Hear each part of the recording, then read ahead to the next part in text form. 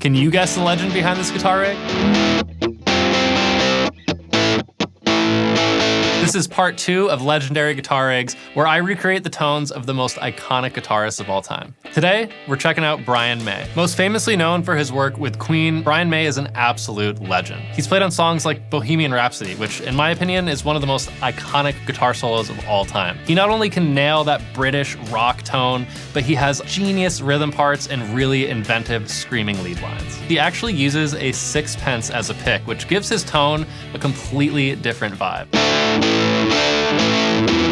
To dial in his unmistakable tone, I'm using a couple pieces of gear that he's really relied on for the last few decades. So starting with the guitar, we have the BMG Special. Now, this thing is such a crazy, unique piece. It feels very comfortable, and it's actually modeled off a guitar that he built with his father way back in the day, and he built this guitar out of wood from the fireplace mantle and motorcycle parts. We have these 3 Trisonic style pickups, which sound super unique. We also have all of these switches down here. So the first set of 3 switches are just on-off switches for all 3 pickups, and then we also have 3 phase switches as well. So you can imagine how many different sounds you can get out of this one guitar. Now moving over to the amp, we have the classic Vox AC30. Now this is a staple of Brian's tone. He would sometimes use a wall of these things live. And these amps not only crank out beautiful cleans, but when you push them, they get that natural creamy overdrive that gives you almost violin-like lead sounds. Now, Brian wasn't a huge pedal guy, but one of his staple pedals was a treble booster. The one he was using was called the Rangemaster. Today, I'm using the Coppersound Broadway 52, which is just a modern day take on that same old treble booster.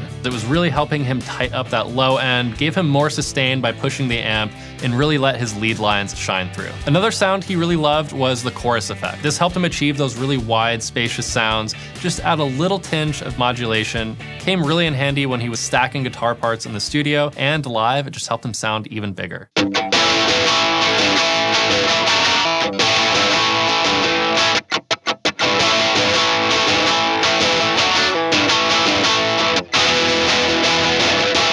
That's a wrap on this legendary guitar rig. Let us know in the comments who we should do next.